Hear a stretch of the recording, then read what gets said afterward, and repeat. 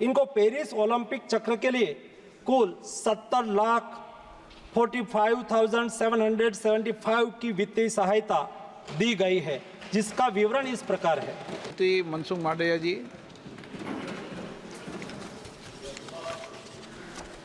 Speaker साहब, भारतीय wrestler Vinesh Phogat Paris Olympic की स्पर्धा से बाहर होने पर मैं एक वक्तव्य देना चाहता हूँ।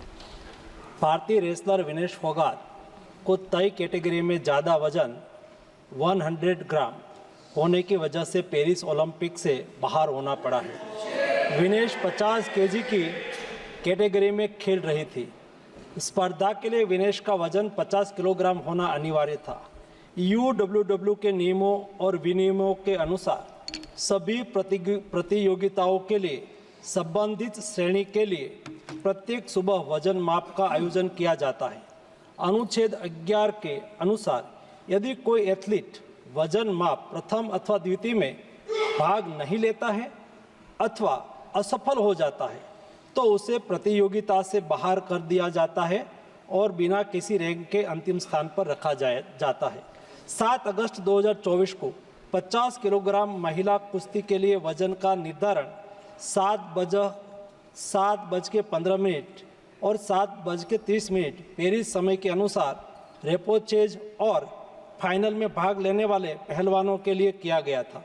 विनेश का वजन 50 किलो 100 ग्राम पाया गया, इसलिए वे स्पर्धा के लिए अयोग्य घोषित की गई। इस मामले को लेकर भारतीय ओलंपिक संघ ने अंतर्राष्ट्रीय कुश्ती संघ से कड़ा विरोध भी दर्ज किया है। नेशनल भारतीय ओलंपिक संघ की अध्यक्षा PT उषा भी अभी पेरिस में है। प्रधानमंत्री जी ने स्वयं उसके साथ बातचीत करके उचित कार्यवाही करने के लिए, उचित एक्शन लेने के लिए भी उसको कहा गया है। विनेश मंगलवार 6 अगस्त को 3 मुकाबले जीतकर 50 केजी रेसलिंग ओलंपिक में फाइनल में पहुंचने वाली पहली भारतीय महिला रेसलर बनी थी। सेमीफाइनल में उन्होंने क्यूबा की पहलवान गुजमान लोपेजी को, क्वार्टर फाइनल में यूक्रेन की ओक्साना लिवाच और प्री क्वार्टर फाइनल में वर्ल्ड चैंपियन जापान की यूई सुसाकी को 3-2 से मात दी थी। उन्हें बुधवार 7 अगस्त की रात करीब 10 बजे गोल्ड मेडल के अमेरिकी रेसलर सारा एन हिल्डरब्रांड से मुकाबला करना था। जहां तक उनकी तैयारी हेतु सहायता का प्रश्न है, भारत सरकार ने विनेश फोगाट की उनकी आवश्यकता के अनुसार हर संभव सहायता प्रदान की है। उनके लिए पर्सनल स्टाफ भी नियुक्त किए गए हैं जो अपने क्षेत्र के विशेषज्ञ हैं। उनके साथ हंगरी के विख्यात कोच ओलेर अकोस और फिजियो अश्विनी पाटिल हमेशा रहते हैं। इनको ओलंपिक के लिए इनके अतिरिक्त व्यक्तिगत सहायक स्टाफ जैसे विभिन्न sparring partners, strength of conditioning विशेषज्ञ के लिए वित्तीय सहायता प्रदान की गई, जिसका विवरण इस प्रकार है। ओलेर अकोच कोच के रूप में उसके साथ थे, वैन पैट्रिक लॉम्बार्ड स्ट्रेंथ और कंडीशनिंग विशेषज्ञ, अश्विनी जीवन पाटिल फिजियोथेरापिस्ट, मयंक सिंह गरिया स्ट्रेंथ और कंडीशनिंग विशेषज्ञ, शुभम और अरविंद स्पारिंग पार्टनर। इनको पेरिस ओलंपिक चक्र के लिए कुल 70,45,775 की वित्तीय सहायता दी गई है, जिसका विवरण इस प्रकार है। स्पेन के ग्रेट पिक्स में भाग लेने के लिए वित्तीय सहायता, साथ ही 3 जुलाई से 13 जुलाई 2024 10 दिन तक मैड्रिड स्पेन के अंतर्राष्ट्रीय प्रशिक्षण शिविर के लिए अतिरिक्त वित्तीय सहायता। इसके अलावा फ्रांस के बुलोन-sur-mer में पूर्व ओलंपिक प्रशिक्षण शिविर के लिए अतिरिक्त सहायता की है।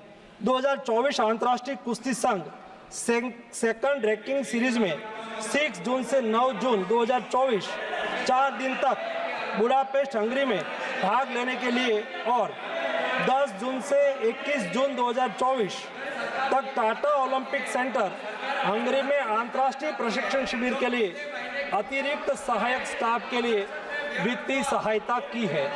स्ट्रेंथ और air conditioning coach mister Wayne Patrick Lombard के लिए टाटा ओलंपिक सेंटर हंगरी में 10 जून से 21 जून 2024 11 दिन तक अंतर्राष्ट्रीय प्रशिक्षण शिविर में भाग लेने के लिए भी वित्तीय सहायता की है।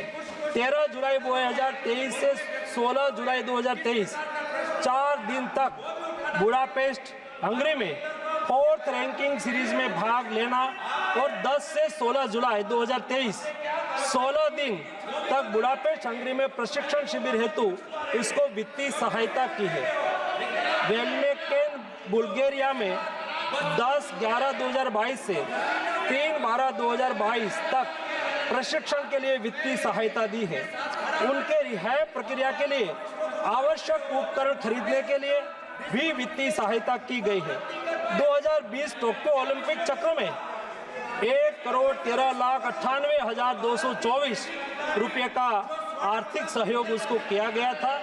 224 पेरिस ओलंपिक चक्र में भी टारगेट ओलंपिक पोडियम स्कीम में 53,35,746 और वार्षिक ट्रेनिंग एवं स्पर्धा कैलेंडर में 17,10,000 कुल मिला के 17,45,775 रुपया हमारे खिलाड़ी को आर्थिक सहायता करके उसको सक्षम करा गया।